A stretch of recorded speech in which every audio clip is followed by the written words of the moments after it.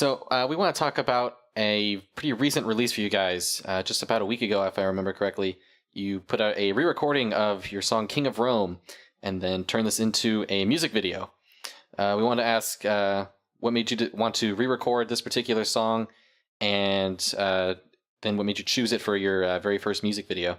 For me, King of Rome has been kind of like you'll notice on our album At the Expense of Humanity, there's callbacks to it. For us, it's a very special song because, and this will get a little, I guess, maybe sentimental or philosophical. For us, it's kind of like it's our signature song for a lot of reasons. Like one, like anytime we play a concert, it's always our closing song, and we always stop the song in the middle of it and we do a sing along. And it doesn't matter if we've played to 30 people or 80 people, we can always get the crowd involved in it because it's so simple to sing along to. You know, all they have to do is chant the King of Rome at the key points. So we stop and we jam on that.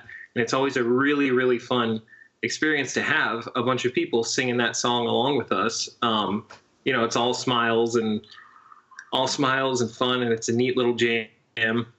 So it's kind of become our, at least among our people that have seen us live and people that know us really well and people that have followed us since the beginning, kind of our signature song.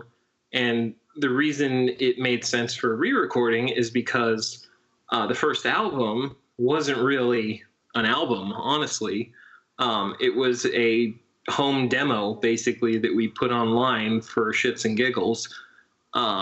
We basically, you know, me and John were like, hey, wouldn't it be funny if we recorded a power metal album? Yeah, that would sure be fun, wouldn't it? Like, that's basically how the conversation went. And I hadn't really been playing music. I was in college at the time. So I just recorded, I spent a couple weeks writing songs, riffs that I hadn't really used, because up to that point I had been playing like death and thrash metal, and I had taken a little bit of a break. And I threw together this album in like 3 weeks. And recorded it on my home computer, threw some quick drums on it, to a quick little like default setting, mixing and mastering stuff on it. And John threw some vocals on it over the next couple of months, and went pretty all out on the concept because he had a whole album of music to write to, which up to that point he hadn't had a chance to do with any previous band. So basically the album wasn't really executed the way it would have been if we were in a quote-unquote serious band situation, because we didn't really think anything of it. It was just like, hey, let's record a power metal album for fun and throw it online. And then when we threw it online, like, we got so much positive feedback, and like people started reviewing it on metal blogs and things like that. We didn't solicit any attention at all. We literally just put it on Facebook and pasted a download link, and our friends started sharing it around. And then, you know, the thing happens where other people start sharing it around. And all of a sudden we're getting all this, you know, great feedback. People are telling us to print physical copies. And then we did that, and we sold out like immediately of our first 100 copies of it. And it kind of just blew us away. We're like, wow, I didn't think anybody would take this seriously. So we tried a little bit harder with Sleepy Plus Out, and then the rest is history from there. So to bring it back to the future, or back to the present rather, knowing that, and we've always felt really strongly about the chorus in that song, which is why we've always made sure to incorporate it in our live sets. It felt like a moment to take that song that has kind of been the heart of the band and do it right, if that makes sense. Do it the way that it was always meant to be done, rather than how it kind of was just quickly executed.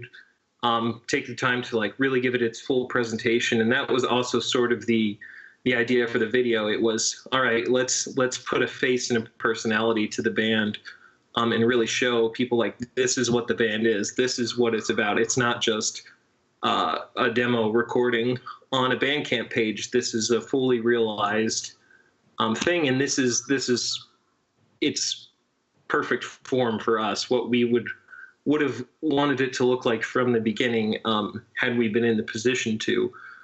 So it's kind of a full circle, almost heartwarming moment for us, to be able to do that. And then just the reactions we've gotten from people who at least are familiar with that aspect of the band or have been following it since the beginning, or at least have read up on it, seeing them be like, wow, it's really cool to see this song finally brought to its full potential, or even just to hear people say like, wow, I thought that song was cool before, but this is how it's meant to sound. Like, that's why we chose it, because we knew it would have that effect. And now when people come to our shows and they say like, hey, where's the CD with King of Rome on it? That last song you guys played, I want to get that one. We don't have to be like, well, we don't have that album, but you can buy our new one.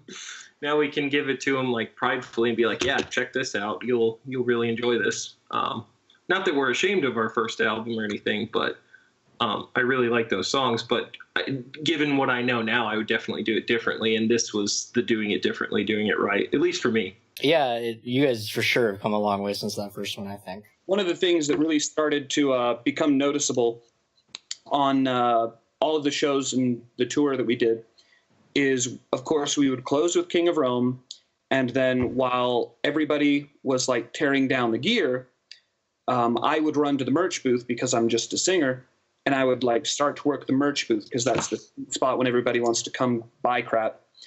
And if I had a nickel for every time that somebody would open up the conversation when it's their turn in line with which CD has King of Rome on it. And if we had any, we sold out at a certain point, but it's like, man, you want to put your best foot forward. It's like Tony said, we're not ashamed of King of Rome or Sleepy Plesso. They're great albums in their own right, but production quality wise, At the Expense of Humanity was the only really like top tier album, I guess, as far as production goes. But so now at least we can refer people to The Last Emperor when people have that question. It sounds a lot like, in my opinion at least, that King of Rome is like your guys' Valhalla. Yeah? Uh-huh. Yeah. I would say so. For sure? Definitely. Yeah. That older song that people sing along to and you have is just like the big moment with the crowd. That totally fits. Love it. I would like eventually, I don't know how or when, but it would be really cool. Tony and I have talked about it before, to do like maybe an EP where we re-record like a choice selection of songs from the first two albums. That would be really cool. Or you could go all the way, just remaster the whole thing. That's a little bit big, but who knows? If I was going to do that for one of them, I would do it for Sleepy Plesso. I would re-record the whole thing. If I had the time and resources, I think that one would be worth it. I just would like to do Elan and like Backs Against the Wall. Those two for sure. Yeah, that would be fun. Into the Sea of Bayonets as well. Those would be my top. That's my favorite song to play live, so I would definitely like doing that one. Yeah. We could do 3 songs from King of Rome, 3 from Sleepy Plesso. The Judicator sampler platter. There you go. Yeah. Judicator sampler confirmed here on Powerful.